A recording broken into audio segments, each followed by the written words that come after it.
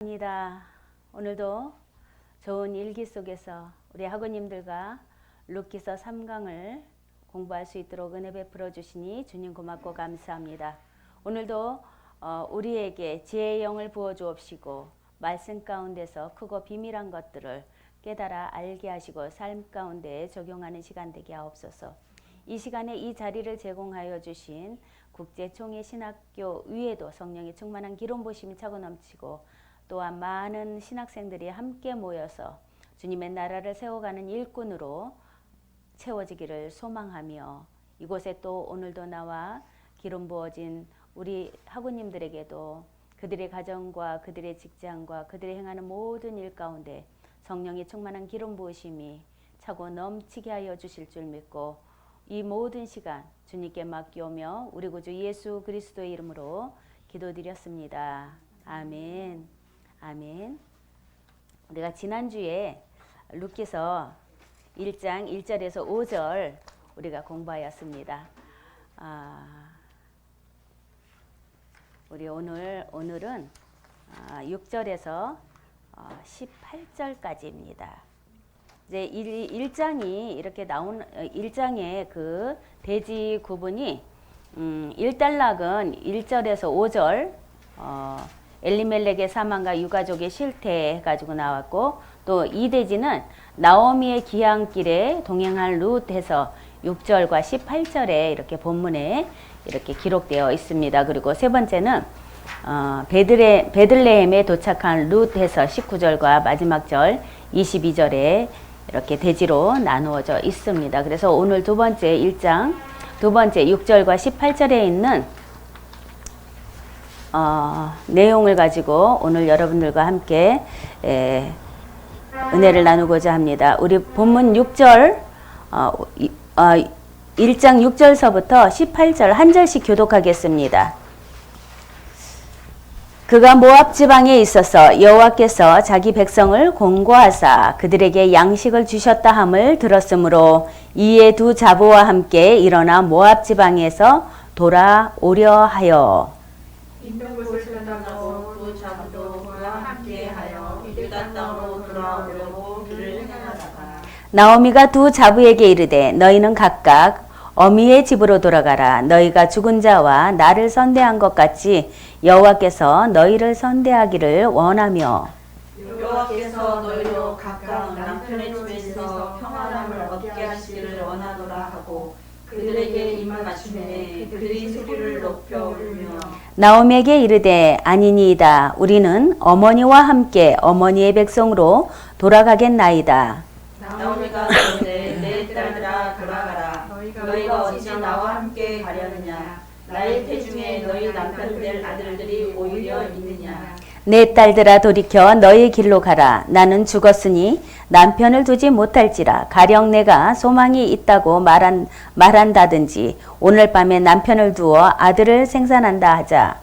너희가 어찌 그것을 인하여 그들의 자라기를 기다리겠느냐. 어찌 그것을 인하여 남편 두기를 멈추겠느냐. 내 딸들아 그렇지 아니하니라. 여호와의 손이 나를 치셨으므로 나는 너희로 인하여 더욱 마음이 아프도다. 그들이 소리 높여 다시 울더니 오르바는 그 시모에게 입맞추되 룻은 그를 붙여찼더라. 나오미가 또 가로되 보라 내 동서는 그 백성과 그 신에게로 돌아가나니 너도 동서를 따라 돌아가라.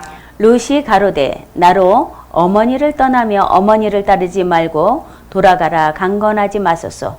어머니께서 가시는 곳에 나도 가고 어머니께서 유숙하는 곳에 나도 유숙하겠나이다. 어머니의 백성이 나의 백성이 되고 어머니의 하나님이 나의 하나님이 되리니. 어머니께서 죽으시는 곳에서 나도 죽어 거기 장사가 될 것이라. 만일 내가 죽는 일 외에 어머니와 떠나면 여호와께서 내게 벌을 내리시고 더 내리시기를 원하나이다. 나오미가 룻의 자기와 함께 가기로 굳게 결심함을 보고 그에게 말하기를 그치니라. 아멘. 오늘 모압에서 베들레헴으로 이제 귀향을 하는 그런 여정이 이렇게 그 여정을 준비하는 그런 나오미와 룻과 오르바의 모습을 볼 수가 있습니다. 우리가 지난주에 룻기 1장 1절에서 5절의 말씀을 보면서 이 사사시대 때 펼쳐지는 그런 광경들을 보았습니다. 사사시대 때 너무나 자기의 옳은 소견대로 행했던 그 사람들이 각각 자기의 그 생활의 환경 속에서 신앙적인 유익을 끼치지 못했고 그 징벌로 인해서 그 땅에 기근이 왔음을 말씀하고 있습니다. 우리의 신앙생활 속에서도 똑같습니다. 우리가 기도하고 나서 기다려야 됩니다. 그런데 응답을 기다리지 못하고 각기 제갓길로 갔거늘 자기의 소견대로 행했다라는 것입니다. 우리가 참 이 기다리는 일에는 참 부족합니다. 하나님 언제까지요? 언제까지 내가 이렇게 기다려야 합니까? 어떠한 기도의 제목을 가지고 작정하면서 우리가 또 때로는 금식하고 시간을 정해놓고 또 날을 정해놓고 기도합니다. 40일, 50일, 60일, 70일, 100일 그렇게 기도합니다. 그런데도 99일이 되는데도 아무런 답이 없습니다. 하나님 언제까지 기다려야 합니까? 언제 나에게 답을 주시렵니까? 마지막 그 하루를 남겨두고 포기하는 그런 일들이 너무나 많다라는 것입니다. 그런데 끝까지 견디는 자만이 하나님의 면류관을 받는다라는 그런 말씀이 있는 것처럼 우리는 끝까지 기다리고 인내하는 그런 삶 가운데서 하나님의 행하시는 일을 볼 수가 있는 것입니다. 절대 시작이 반이라고 또 작심삼일이라고 포기해서는 안 된다라는 것입니다. 어떠한 일을 행할 때 우리에게 주신 하나님의 응답이 있습니다. 기도했습니다. 그렇게 작정을 하고 기도했습니다. 그러면은 그 응답대로 가야 되는데 조금 가다가 이거는 아닌가벼 하고 포기해버리고 만다라는 것입니다. 그러면 이제까지 기도했던 것이 무엇입니까? 내가 기도했던 것이 그러면은 어떠한 숲으로 돌아간다라는 것입니다. 그리고 하나님의 말씀을 하나님의 말씀으로 듣지 않은 결과가 드러나는 것입니다. 그 결과로 인해서 우리는 또 뭐라고 합니까? 하나님이 내 기도는 안 들어주시고 하나님이 나를 치셨어라고 원망불평이 나오는 것입니다. 그래서 오늘 이제 이 6절에 이제 나오미가 이제 다 이제 남편과 두 아들을 다 잃고서 이제 6절에 그가 모압 지방에 있어서 여호와께서 백성들을 권고하사 그들에게 양식을 주셨다.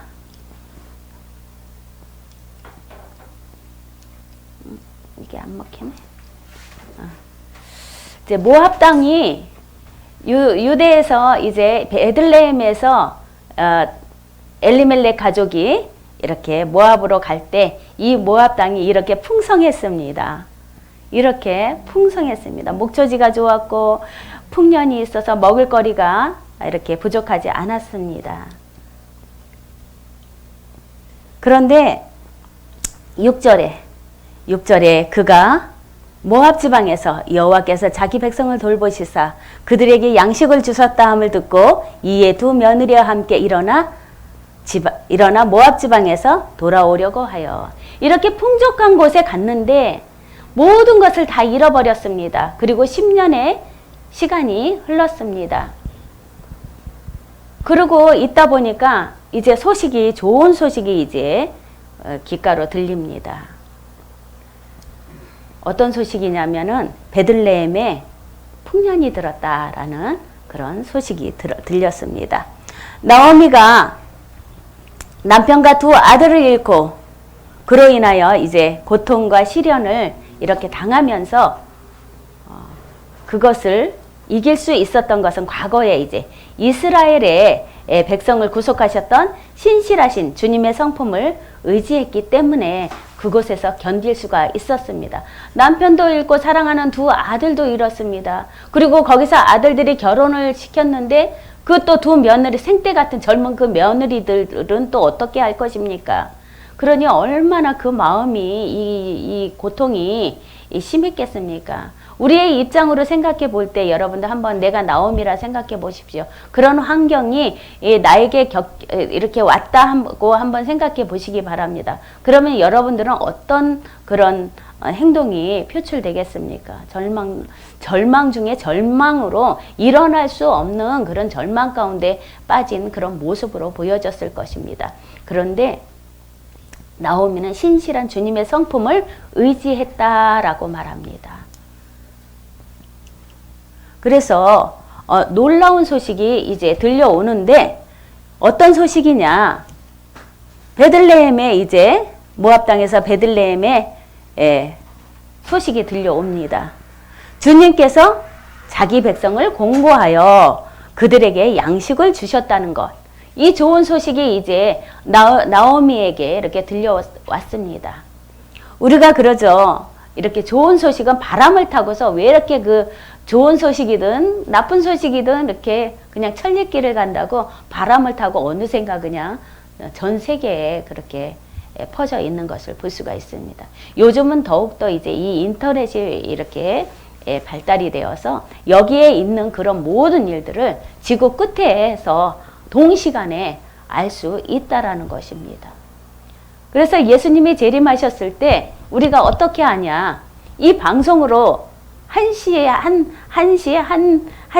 한 분, 한 초에 같이 동시에 이렇게 같이 볼 수 있다라는 것입니다. 그곳에서 예루살렘에서 일어나는 일들을 우리가 여기서 어떻게 알 수가 그 당시에 알 수가 있겠느냐는 것입니다. 그러나 이렇게 문화가 발달되고 인터넷이 발달되면서 이제는 앉아서 전 세계를 다 볼 수 있고 일어나는 그런 세계 속에서 일어나는 일들을 진짜 우리의 삶 가운데서 적용하면서 뉴스를 통해서 매스컴을 통해서 볼 수 있다라는 것을 우리는 첨단의 지금 시대를 살고 있다라는 것입니다. 그래서 놀라운 소식이 이렇게 모압 땅에서 들었던 그 베들레헴의 소식이 무엇이냐? 풍년이 왔다라는 것입니다. 그 땅에 유대 땅에 하나님 주님께서 그 백성 유대 땅에 그 흉년으로 있었던 그 땅에 풍년이 와서 빵집에 빵이 놓여졌다라는 것입니다. 그러면 우리가 어떻습니까? 이제 빵을 찾아서 가야지요. 식량을 찾아서 가야지요. 그래서 이제는 그녀는 이제 그 나오미는 이제 고향으로 돌아가기 위해서 이제 루카 오르바와 함께 출발을 서두르고 이제 있습니다. 며느라가 아들아, 며느라, 우리 가자, 우리 함께 가자라고 아버지 집에 우리 고향에 내가 살던 고향에 풍년이 왔단다. 우리가 여기서 어떻게 살 수 있겠느냐? 라면서 두 며느리에게 이제 이야기를 하는 장면입니다. 이제는 고향으로 돌아가기 위해서 루카 오르바와 함께 출발을 서두르고 있는 그런 장면들이 이렇게 7절에 보여지고 있습니다. 그래서 이에 보답하여 나오미는 그들에게 이제 여호와께서 너희를 선대하시기를 자기 백성들을 향하신 하나님의 언약적 사랑을 가리키고 있는 말입니다. 이 선대라는 말은 이 히브리어로 헤세드입니다. 헤세드. 자기 백성을 향하신 하나님의 언약적 사랑을, 하나님의 이 헤세드의 이 성품은 하나님의 언약적 그 하나님의 성품을 말해주고 있다라는 것입니다. 이만큼 신앙 고백이 나오기까지 남편과 사별한 뒤에 10여 년을 외국 땅에서 보내야 했던 그 나오미와 또 두 며느리 이들의 삶을 하나님께서 선대하여서 유다 땅 베들레헴에 이렇게 풍년이 왔음을 소식을 듣고 이렇게 이제 길을 떠나는 그런 준비를 하는 장면이 펼쳐지고 있습니다. 그래서 헤세드와 아가페, 이 구약의 헤세드 그리고 신약의 아가페죠. 이 공통점이 무엇이냐 하면은 이 헤세드와 아가페의 공통점은 헤세드는 언약을 성실히 지키는 하나님의 성품을 이야기합니다. 하나님의 성품은 헤세드입니다. 그러면 아가페는 무엇이냐? 아가페는 백성들을 위해 희생하신 하나님의 사랑을 말하고 있습니다. 그래서 헤세드를 가장 잘 설명한 말씀은 이제 이 룻기서를 보면은 룻기서 1장 8절에 이제 선대하시고라고 말하고 있습니다. 8절에 나오미가 두 자부에게 이르되 너희는 각각 어머니의 집으로 돌아가라. 너희가 죽은 자와 나를 선대한 것 같이 여호와께서 너희를 선대하기를 원하며라고 말하고 있습니다. 이 선대는 헤세드 인애입니다. 하나님의 성품을 말하고 있습니다. 그리고 룻기서 2장 20절에 하나님의 사랑을 찬양하고 또 3장 10절에는 하나님의 사랑으로 칭송을 받는 룻의 그 모습을 볼 수가 있습니다. 그러면은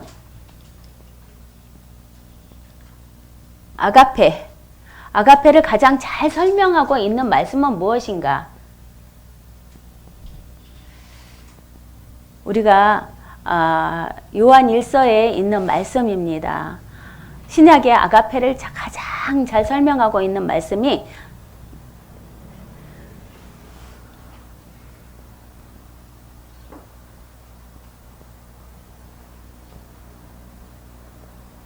여러분 한번 소리내서 읽어보시기 바랍니다. 사랑은 여기 있으니 우리가 하나님을 사랑한 것이 아니요 오직 하나님이 우리를 사랑하사 우리의 죄를 위하여 화목제로 그 아들을 보내셨습니다. 사랑하는 자들아 하나님이 이같이 우리를 사랑하였은즉 우리도 서로 사랑하는 것이 마땅하도다 라고 말씀하고 있습니다. 아가페 사랑을 가장 잘 설명하고 있는 요한일서 4장 10절과 11절의 말씀 속에서 사랑은 여기 있으니 우리가 여기 있는 모든 분들이 우리가 하나님을 사랑한 것이 아니랍니다. 오직 하나님이 우리를 먼저 사랑하셨다라는 것입니다. 우리 죄를 위하여 화목제로 그 아들을 보내셨습니다. 사랑하는 자들아 하나님이 이같이 우리를 사랑하셨은즉 우리도 서로 사랑하는 것이 마땅하도다. 이것이 아가페의 전적인 사랑인 것입니다. 그래서 내 영혼아 내 평안함에 돌아갈지어다 여호와께서 너를 후대하심이로다 라고 시편 116편 7절에도 말씀하고 있습니다. 근심과 고통이 그치기를 바라는 것일 뿐만 아니라 룻과 오르바는 남편은 이런 슬픔을 회복해야 했습니다. 왜 언제까지 앉아 있겠습니까? 언제까지 슬퍼하겠습니까? 어머니의 하나님이 나의 하나님입니다 라고 고백한 그 룻의 그 신앙이 무엇을 보고 알았습니까? 어머니의 하는 모습 속에서 저절로 몸에 익숙해진 것입니다. 그렇다고 오르바도 전혀 우리가 어머니를 버리고 자기 집으로 갔다가 아닙니다. 오르바 또한도 최선을 다해서 어머니를 선대했다라는 것입니다. 그러나 어머니가 강권적으로 집으로 돌아가라 했을 때 그렇게 돌아갔습니다. 그래서 근심과 고통이 그치기를 바라는 것뿐만 아니라 룻과 오르바는 남편을 잃은 슬픔이 또 시어머니 나오미 또한도 본인도 남편을 잃고 자식을 잃었습니다. 그러나 젊은 며느리들도 남편을 잃어버렸으니 얼마나 그 막막하겠습니까? 삶이 그 당시에 고아들의 삶이라는 것은 정말로 아무것도 남편의 유산조차도 받을 수 없는 재산을 상속권조차도 없다는 그런 것을 볼 수가 있습니다. 그러니 서로가 힘을 합칠 수밖에 없습니다. 아픈 사람들께 그러죠. 우리가 어떠한 그런 TV에서 모금할 때 사랑의 모금할 때 있는 사람이 안 한답니다. 그냥 이렇게 나와서 인터뷰하는 거를 보면 내가 예전에 없었을 때 그렇게 힘들었을 때 누군가의 도움을 받아서 내가 그 사랑을 알게 이렇게 전합니다라고 그렇게 사랑을 베푸는 것처럼 사랑을 받아본 사람이 또 사랑을 베푸는 것입니다. 그래서 나오미 또한 하나님의 사랑을 알기 때문에 며느리에게, 두 며느리에게 하나님의 사랑을 전해주는 그런 모습을 볼 수가 있습니다. 그래서 이 과부가 된 여인들의 상황을 우리가 또 알아야 합니다. 그냥 남편이 요즘은 이제 그 상속권이 있어서 이렇게 남편이 죽으면은 그 상속권은 다 이제 아내한테 옵니다. 일차적으로. 그런데 이 당시에는 그렇지 않았습니다. 구약시대의 여인들이 차지했던 그 사회적 지위는 신약시대에 부여하였던 그런 사회적 지위에 훨씬 못 미쳤던 까닭에 과부가 겪는 고통은 더욱 비참했다라고 말할 수가 있습니다. 우리가 이렇게 신약에서 보면 우물가의 여인이 어떻습니까? 그 사람의 눈을 피해서, 그리고 또 너의 남편을 데리고 와라 했을 때 남편이 한둘이 아니었습니다. 그런 것처럼 또 수로보니게의 그 여인은 그 딸의 아픔을 인해서, 그리고 또 마리아와 마르다 또한도 그런 홀로 살면서의 그런 고통을 다 겪었습니다. 그래서 이제 이 수리아 베니게의 그 여인은 어땠습니까? 주인의 상에 떨어지는 그 부스러기 또한도 우리는 그것을 먹고 산다라는 그런 신앙 고백을 했던 거죠. 그렇게 삶이 척박했다라는 것입니다. 녹록지 않은 삶 가운데서 가부들이 또 고아와 아이들이 어떻게 살아가겠습니까? 하나님의 사랑이 없다면은 이 시대에는 정말로 살기가 어렵습니다. 아내는 남편의 소유물 가운데 포함되었으며 이 아내는 남편의 소유물 중에 하나였다랍니다. 그냥 인격체가 아니라 그냥 소유물의 한 가운데 포함되었으며 이혼을 당할 수도 있었고 상속권을 가질 수도 없었다라고 말합니다. 그러니까는 정말로 그냥 소모품의 하나 정도로 그렇게 생각을 했다라는 것입니다. 그러나 아내는 종보다 처지가 훨씬 나았으며 그래도 종보다는 낫다라는 것입니다. 특별히 사내 아이를 낳을 경우에는 가족들로부터 존경을 받았다라고 말합니다. 하지만 아내의 안전은 남편에게 달려 있었으며 아내 고유의 권리는 거의 없었다라고 말하고 있습니다. 이 구약 시대 때 그 아내들의 그 모습을 보면은 우리 참 비슷하죠. 우리 옛 그 조선 시대 때의 그 여인들의 그 모습이 거의, 그러니까는 이스라엘과 우리나라의 문화가 거의 이렇게 맞물려 있는 그런 모습들을 볼 수가 있습니다. 이 놀이 문화 같은 것도 보면은 비슷한 것들이 많다고 합니다. 제가 네팔에 갔더니 이 공기놀이를 하고 고무줄 놀이를 하는데 똑같아요. 실뜨기 하는 것도 똑같아요.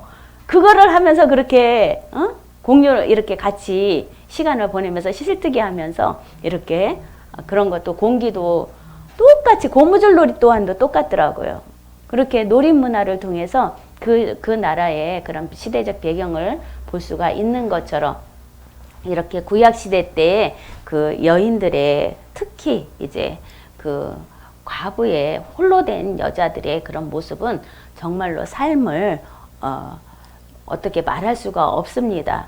그러므로 이제 남편이 죽었을 때 과부는 특별히 부양해야 할 어린 자녀들이 있다면 매우 어려운 환경에 이렇게 처하게 된다라는 것입니다. 그래서 과부는 남편의 죽음뿐만 아니라 외로움과 또 자포자기 그리고 의지할 데가 없다는 의미가 함축이 되어 있는 것입니다. 그래서 이러한 이유는 구약 성경에서 과부들이 가끔 고아들이나 나그네들과 함께 이렇게 언급됩니다. 그러니까는 고아들이나 그 나그네나 과부나 같이 이렇게 똑같이 분류를 시킨다라는 것입니다. 그래서 참 슬프죠. 그래서 과부들은 모두 특별히 보호를 받을 필요성이 있는 사람들이며 여호와께서 특별히 그들을 돌보시고 계신다라고 신명기 10장 18절과 시편 146편 9절에 말씀하고 있습니다. 그리고 그러므로 가부들에게 고아들의 권리를 보호하라는 특별한 명령을 주어졌고 모세 오경의 여러 법 조문들에도 과부의 짐을 덜어주라고 가리키고 있습니다. 그래서 신명기 27장 19절의 말씀을 한번 보겠습니다. 어떤 내용으로 하나님께서 가부들의 권리를 보호하고 있는가 보겠습니다.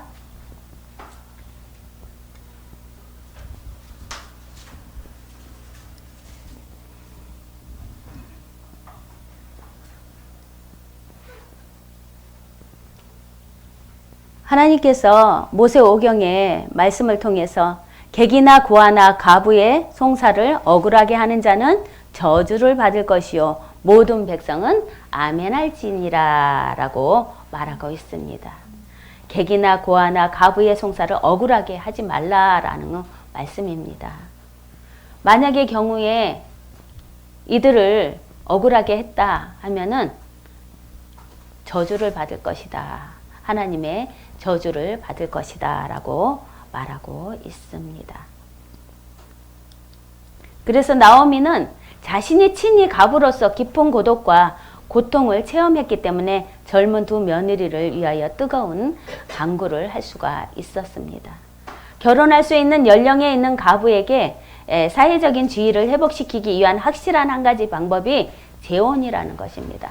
왜냐하면 혼자 살 수 없기 때문에, 그리고 또 젊기 때문에 젊은 며느리들은 그래서 각자 어머니의 집으로 가라 라고 말을 하고 있습니다.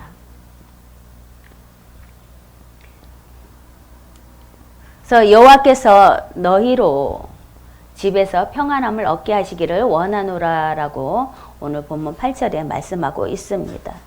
나오미가 두 자부에게 이르되 너희는 각각 어머니의 집으로 돌아가라. 너희가 죽은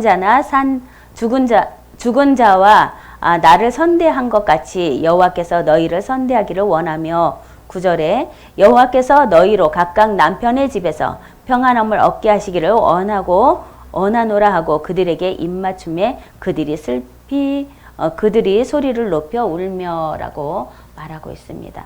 남편의 집에서 위로를 받게 한다라는 말은 죽은 남편의 집이 아니라 이제 결혼해서 새 남편을 만나서 보금자리를 꾸미기를 바라는 마음에서 이렇게 9절에 말씀하고 있습니다. 여호와께서 너희로 각각 남편의 집에서 이제 새로 재혼한 그 남편의 집에서 평안함을 얻게 하시기를 원하노라. 시어머니의 이 마음이 정말로 선대, 헤세드의 그런 마음을 배출하고 있습니다. 선포하고 있습니다. 그래서 10절에 보면 나오미에게 이르되 아니니이다. 우리는 어머니와 함께 어머니의 백성으로 돌아가겠나이다 하고 이렇게 말하는 그런 모습을 볼 수가 있습니다. 그래서 이별의 슬픔을 이제 그 상황 속에서 감정을 표현하고 있는데 9절과 14절에 내용입니다. 나오미의 제2의 두 며느리는 눈물로써 자신들의 슬픔을 나타내고 있습니다. 그래서 이들의 눈물은 시어머니의 곁에서 봉양하는 것, 시어머니의 사랑과 새 남편을 찾아 재혼하는 것, 재혼에 대한 희망 중에 어느 것 하나를 선택해야 한다는 자신들의 그 슬픈 처지에 비롯돼서 그렇게 눈물을 흘린 것입니다. 어머니를 따라갈 수도 없고 그렇다고 또 젊은 나이에 혼자 살자니 그렇고 새 남편을 재혼을 해야 하는 그 입장에서 마음의 갈등이 참 많이 보인 것입니다. 그래서 어느 것 하나를 선택해야 한다라는 자신들의 슬픈 처지를 비롯해서 그렇게 눈물로써 그들의 슬픔을 보여주고 있습니다. 그래서 처음에는 모두 떠나기를 거부하였습니다.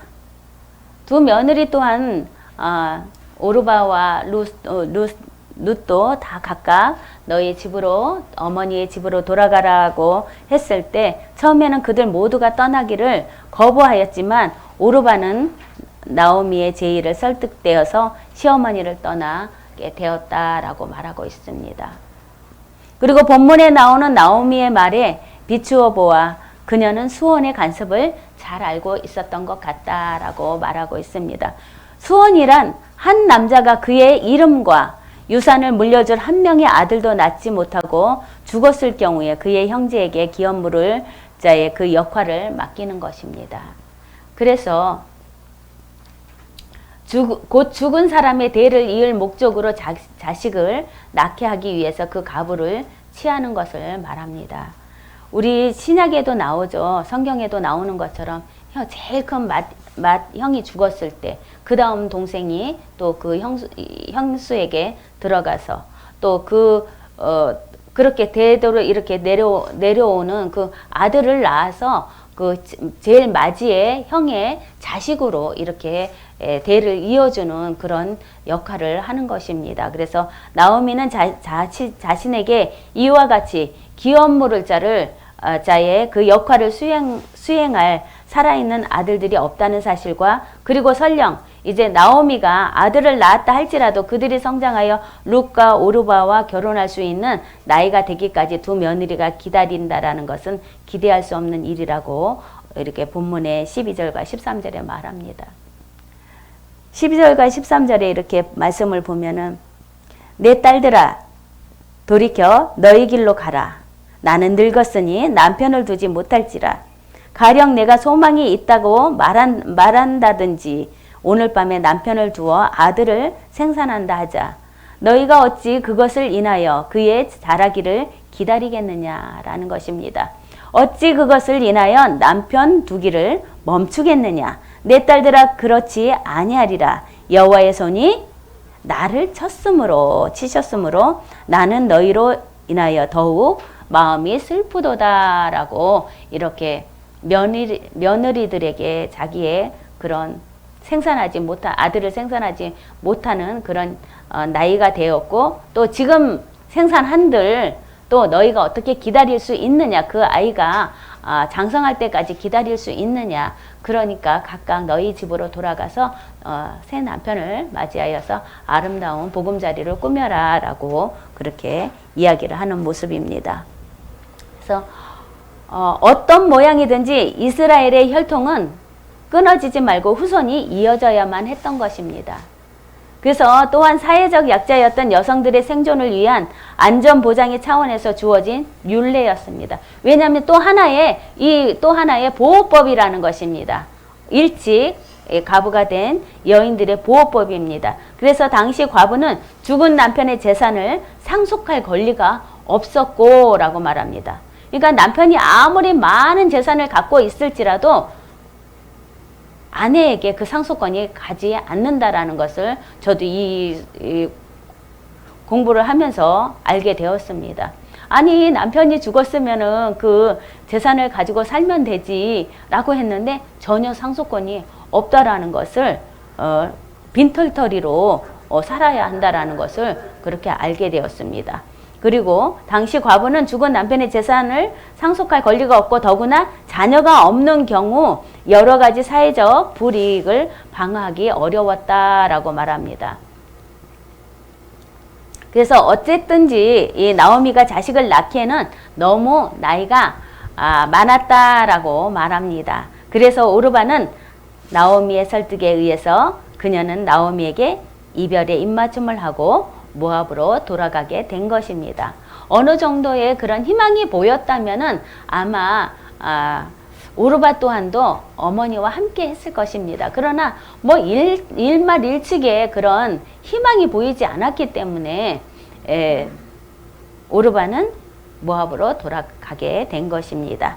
그리고 기론에게 있었던 모든 것, 오르바의 남편이 기론이었습니다. 기론에게 있었던 모든 것을 나오미의 손으로 돌아오게 한 것입니다. 이제 모든 것을 다 정리했다라는 것입니다. 룻기 4장 9절의 말씀인데 나오미의 손으로 돌아가게 한 것은 이미 이제 오르바와 이 가문의 이 엘리멜렉의 가문에 엮여졌던 그 모든 것들을 깨끗이 다 정리했다라는 그런 표현입니다. 그래서 본문 14절과 18절에 룻의 믿음입니다. 여러분들 룻과 롯을 잘 구분하셔야 합니다. 어떻게 잠깐 하다 보면 이게 주인공이 바뀌어 버립니다. 롯의 믿음이 되어야 되는데 롯의 믿음이 되었습니다. 여러분들 잘 아셔야 합니다. 오늘의 본문에 나오는 말씀은 롯의 믿음입니다. 이렇게 또 잘 본다고 봤는데도 오타가 나오네요. 오르바가 자신이 재혼할 수 있도록 떠나기를 바란 나오미의 그 강구에 순종함으로써 시어머니에 대한 자신의 사랑을 나타내었다면 롯은 재혼하는 것을 거절하고 딸로서 시어머니에게 남아있음으로 자신의 사랑을 나타냈다라는 것입니다. 롯은 나오미를 붙여찼다라는 14절에 이 붙여찼다라는 동사는 인간관계에 충실히 굳게 결합하였다라는 의미를 가지고 있습니다. 그 언약 백성들에게 충성을 요구할 때 사용되는 단어입니다. 이렇게 붙여찼다, 굳게 결합하였다라는 그런 말씀의 의미가 담겨져 있습니다. 그래서 롯은 재혼하는 것을 거절하고 딸로서 이제 시어머니가 아니라 이제 시어머니와 며느리 관계가 아니라 어머니와 딸의 관계로 이렇게 마음을 이렇게 정리한 것입니다. 그래서 어머니의 하나님이 나의 하나님이라, 그리고 딸아, 며느리에게 딸아, 그렇게 표현하는 그런 모습을 볼 수가 있습니다. 그래서 따라서 이제 모압 여인인 롯이 이전에는 그 이방신인 그모스를 섬겼지만 지금은 여호와의 백성으로 당연히 지녀야 할 하나님에 대한 믿음과 경외를 지니게 되었음을 알 수가 있는 것입니다. 제가 이 모습을 이 말씀의 그런 그림을 이렇게 그리면서 우리가 선교지에 나가잖아요. 선교지에 나가면은 그 땅에 있는 그 많은 신들이 있습니다. 많은 신들이 있는데 거기서 또 준비된 자들이 분명히 있다라는 것입니다. 이 그모스를 모압 땅에 그모스를 섬기는 그 많은 사람들 속에서 룻을 찾아냈다라는 것입니다. 오르바를 찾아냈다라는 것입니다. 물론 아들이 있어서 며느리로 드렸지만은 아들의 아내로 드렸지만은 왜 그들의 신앙 속에서 우리가 기독교인인 거를 압니다. 그런데 이방신을 섬기는 사람들이 참 결합하기가 이게 인간관계에서는 괜찮은데 종교를 가지고 하면은 이제 또 삐뚤어집니다. 그래서 어떻게 나오미가 이방 며느리를 맞이할 수가 있었을까? 여러분도 한번 생각해 보시면 내 아들이 정말로 이슬람 종교를 믿는 그런 친구를 데리고 와서 어머니 당신의 며느리감입니다 라고 했을 때 보기도 좋았고 다 인품도 좋습니다. 그런데 단 한 가지 종교에서 걸려버립니다. 그럼 여러분도 어떻게 하겠습니까? 정말로 눈물 콧물 짜내는 아픔을 아마 한 번은 겪어야 될 것입니다. 분명히 나오미 또한도 저는 이 나오미의 마음을 한번 분명히 하나님을 섬기는 자인데 어떻게 이방의 며느리를 삼았을까? 그런데 여기에 비밀이 있습니다. 선택된 자입니다. 그래서 사마리아 땅끝까지 이르러 내 증인이 되리라. 우리는 복음을 듣든지 아니 듣든지 전해야 한다라는 것입니다. 왜냐하면 우리는 말씀의 씨를 가진 자이기 때문에 이 뿌릴 땅을 찾아야 된다라는 거. 그것도 땅도 옥토밭의 땅을 찾아야 한다라는 것입니다. 그 옥토밭의 땅을 찾았을 때 말씀의 씨를 뿌렸을 때 그 씨가 생명력이 있어서 싹이 나고 또 새순이 힘이 들어가서 큰 나무가 되어서 어떠한 그런 새들이 와서 쉬고 가는 그런 큰 나무가 되는 것처럼 이방에 가서도 우리는 그리고 또 이 이방이 어딥니까? 지금 이 세상입니다. 믿지 않는 자들이 다 이방입니다. 그들의 마음밭을 볼 수 있는 우리는 능력이 있어야 한다라는 것입니다. 나오미는 그것을 본 것입니다. 오르바 또한도 밭으로 따지면 어떤 밭입니까? 가시밭 엉겅퀴에 뿌려진 그런 밭이라는 것입니다. 왜냐하면 세상 염려와 재리에 의해서 싹은 났지만은 자라나지 못하고 말라 죽어버리는 그런 모습이라는 것입니다. 그런데 룻은 옥토밭에 떨어진 씨라는 것입니다. 그렇게 보았을 때, 이렇게 보았을 때 우리가 우리 마음밭을 먼저 볼 수 있는, 사람마다 다 마음밭이 다 다릅니다. 그러나 이제 우리들은 이제 특별히 더욱더 마음밭을 볼 수 있는 그런 능력이 더 있어야 한다라는 것입니다. 밭이 우리에게 돌짝밭이 하나 주어졌습니다. 이거 일구어서 당신 먹고 사세요 라고 했을 때 여러분도 어떻게 하겠어요? 매일같이 가가지고 그 밭에 돌멩이를 캐내고 또 잡초를 캐내고 매일같이 하루 저녁에 일어나면은 정말로 그 잡초는 왜 이렇게 잘 자라는지 자고를 하면 또 있어요. 끊임없이 그 밭을 일구다 보면은 어느샌가 돌짝밭이 옥토밭이 된다라는 것입니다. 그래서 말씀의 씨를 가진 자들이 거친 밭이라도 정말로 저 밭을 갈아엎을 수 있는 옥토밭이 될 수 있는 그런 근성이 보인다 그러면은 끝까지 파고 또 파고 또 파고 해야 한다라는 것입니다. 그래서 나오미가 모압에 가가지고 모압 땅에 가갖고 정말로 자기 사랑하는 남편과 두 아들을 잃었지만 결국은 큰 며느리 오르바도 각기 자기 집으로 가버렸습니다. 딱 하나 남은 자 하나 제일 천하보다 귀한 자를 얻었다라는 것입니다. 그를 통해서 또 가문의 대를 잇는 그런 축복을 누리게 되는 것입니다. 그래서 우리 인간적인 모습을 볼 때는 실패한 자입니다. 그러나 영적으로 볼 때는 우뚝 솟은 자라는 것입니다. 나오미가 오르바에게 행했던 것과 마찬가지로 룻에게 너의 백성에게로 돌아가는 것이 마땅한 일이라고 호소했음에도 불구하고 또한 룻은 나오미와 함께하기를 고집했습니다. 그래서 베들레헴까지 그녀와 함께 가며 이제 나오미와 룻이 이제 모압 땅에서 이제 베들레헴으로 가는 그런 여정이 이렇게 펼쳐집니다. 베들레헴까지 그녀와 함께하며 그녀의 집에 같이 돌아가며 그녀의 신앙을 신앙을 자기도 가질 것이라고 말하고 있습니다. 그래서 이것은 일생 동안 하나님과 나오미에게 충성하겠다는 하나의 약속일 뿐만 아니라 죽었을 때도 그렇게 하겠다라는 약속입니다. 그래서 룻이 나오미에게 맹세한 사랑과 서약의 표현은 고향으로 돌아가는 길에서도 또 고향에서도 가정에서도 살아있는 동안이나 죽었을 때도 나오미가 섬기는 하나님도 함께 섬기겠다는 신앙의 고백이 펼쳐지는 것입니다. 가면서 무슨 얘기를 했겠습니까? 둘이 그 먼 길을 걸어가는데 어떠한 이야기를 하겠습니까? 하나님의 이야기를 했다라는 것입니다. 그렇기 때문에 말씀은 들음에서 믿음이 생기는 것입니다.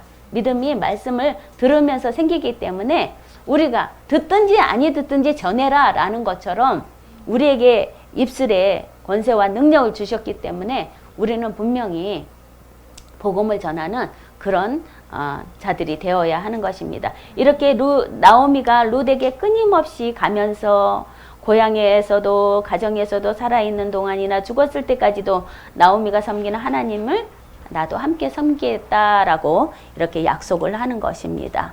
그래서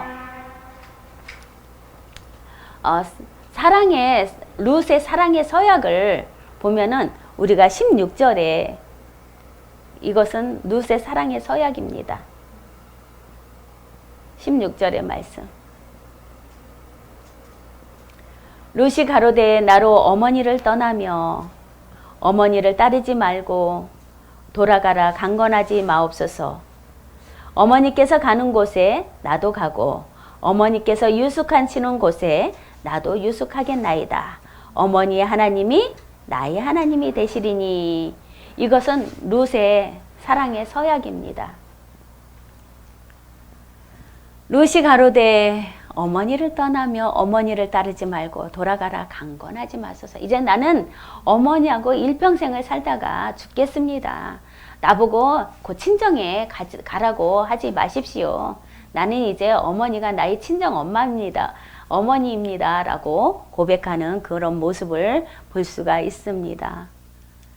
그래서 베들레헴의 신, 곧 여호와를 믿기 위해서 시어머니를 따라 베들레헴으로 가기로 결심한 것은 그녀의 믿음이 더욱 깊어졌음을 나타내는 명백한 증거가 되고 있습니다. 그래서 룻은 하나님에 대한 믿음을 확고히 해주는 맹세를 함으로써 나오미가 섬기는 언약의 주 여호와 하나님을 섬길 각오가 되어 있음을 보여주고 있는 것입니다. 이제는 어머니와 함께 하겠습니다. 어떠한 일이 있어도 나는 어머니를 떠나지 않을 것입니다. 그리고 어머니가 섬기는 하나님을 나의 하나님이라 믿고 살아가겠습니다. 라는 그런 사랑의 고백을 어머니에게 하면서 또 그 의지를 시어머니에게 보여주는 그런 모습을 보여주고 있습니다. 요즘 시월드라는 그런 이야기가 많죠. 시자 들어가는 시금치도 먹지 않겠다. 이 시어머니들이 제일 좋아하는 것이 룻기랍니다. 이제 신앙인들 중에서 이제 교회 다니는 그러면서 룻처럼 너도 이런 며느리가 되었으면 좋겠다. 그러면 또 며느리는 어머니 나오미 같은 시어머님이 되었으면 좋겠습니다. 라는 그런 표현을 한답니다. 이 시월드는 어떻습니까? 시금치 들어가는 그런 시자 들어가는 그 시금치도 안 먹는다라는 그런 이야기가 있는 것처럼 정말로 특별히 더욱더 또 누구를 제일 경계합니까? 홀어머니의 외아들을 굉장히 경계합니다. 왜냐하면 하나부터 열까지 금이야 오기야 키웠기 때문에 이 아들을 남편처럼 이렇게 섬기면서 키웠기 때문에 이 결혼을 시켰어도 하나부터 열까지 다 그 엄마의 간섭이 있어야 하는 것입니다. 며느리는 무용지물입니다. 얼마 전에 TV를 보았는데 이 조혜련 그 가족이 이렇게 나오는 것을 봤습니다. 이 아들이 50이 가까이 됐는데 여전히 아직도 엄마의 무릎을 베고 엄마가 주는 카드를 쓰면서 그렇게 생활을 하는 그런 모습을 볼 수가 있었습니다. 아내는 이제 간호사인데 간호사들이 3교대를 하잖아요. 그러니까는 이제 수시로 이제 들어왔다 나갔다 해야 되니까는 이제 시어머니가 이제 살림을 조금 왔다 갔다 해주면서 봐주기는 하는데 시간이 없다 보니까 집안이 좀 지저분해. 그러니까 그걸 가지고 어머니가 오실 때마다 한 소리를 하는 거야. 그러니까 이제 시누이들이 이제 또 그 올케 편이 돼가지고 엄마를 설득시키는 거야. 그러면서 이렇게 올케가 일을 하는데 좀 청소 좀 하고 좀 있어라. 아들한테 동생한테 그렇게 이야기를 합니다. 그러면 또 어머니는 왜 귀한 내 아들을 청소하게 하느냐 라는 그런 어머니, 시어머니와 며느리와 아들과 시누이 그 이 사각관계에서 보니까는 이 어머니가 조금만 생각을 바꾸면 되는데 그 생각을 못 바꿔요. 내 아들이 최고인 거야. 내가 어떻게? 왜냐면은 아들 하나 얻으려고 딸 7을 낳더라고. 그렇게 딸 맨 마지막에 그렇게 아들을 낳아서 그렇게 귀하게 키웠는데 내가 어떻게 키웠는데 그럼 장가는 왜 보냈는지 모르겠습니다. 우리들이 그렇게 얘기를 했죠. TV를 보면서. 아니 그럼 장가는 왜 보내? 끼고 사시지.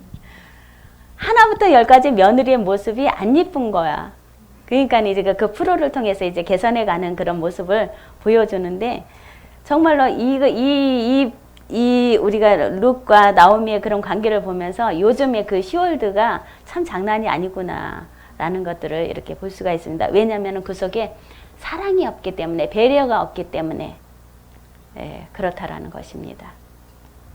그래서 베들레헴의 신, 곧 여호와를 믿기 위해서 시어머니를 따라 베들레헴으로 가기로 결심한 것은 그녀의 믿음이 더욱 깊어졌다는 그런 명백한 증거가 드러난 것입니다.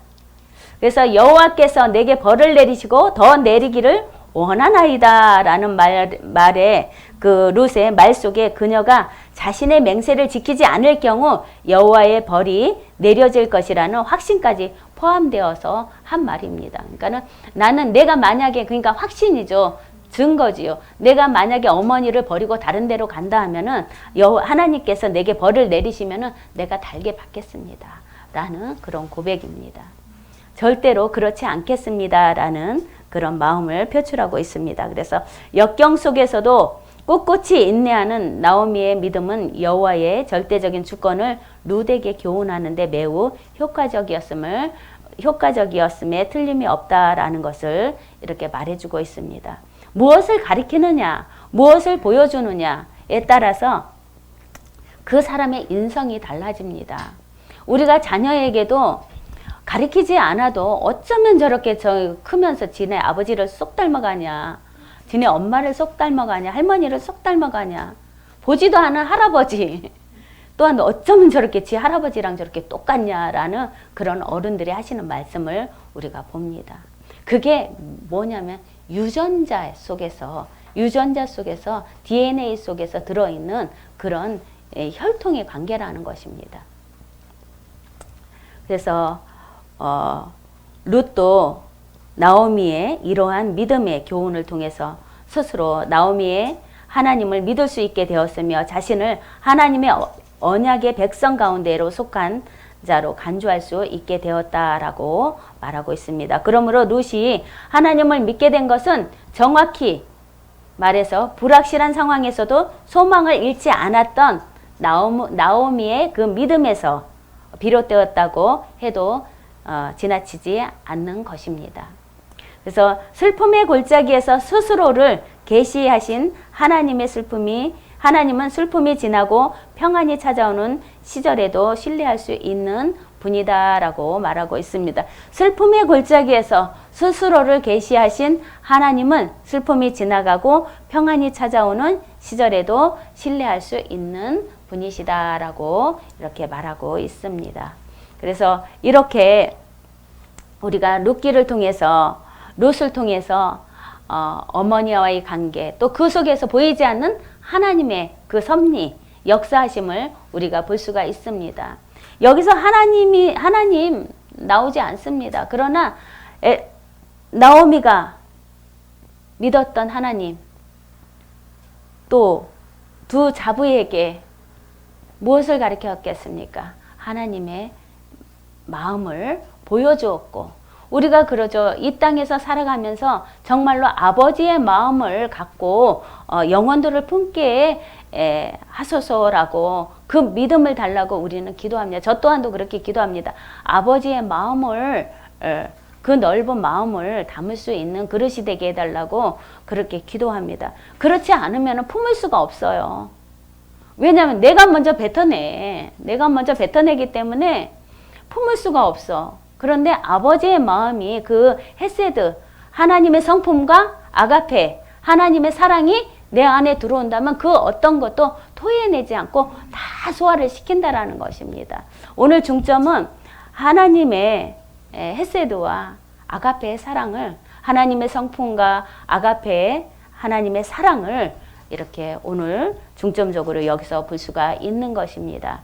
그래서 우리가 생활하는 데 있어서 어떠한 그런 사실상 나오미보다도 더 큰 그런 시련이 여러분들 아마 없었을 것입니다.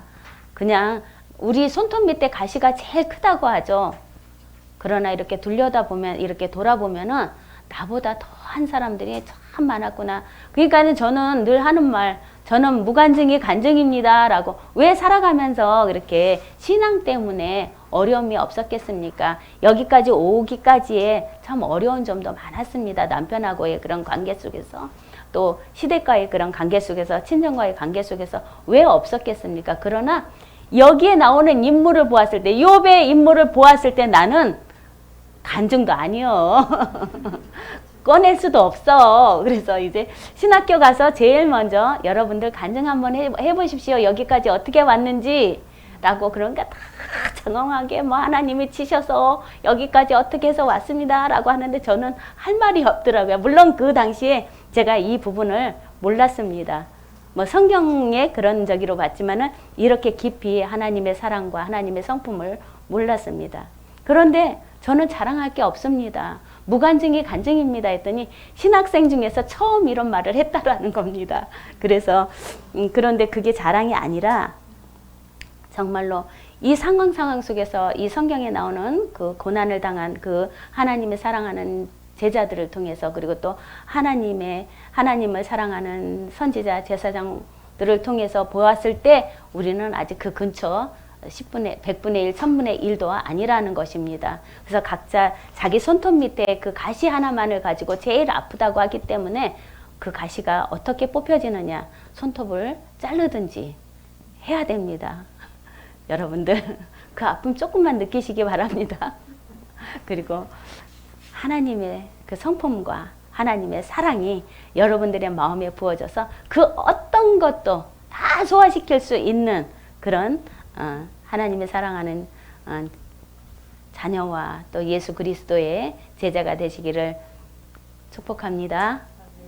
아멘. 이렇게 수업 마쳤습니다. 감사합니다. 감사합니다.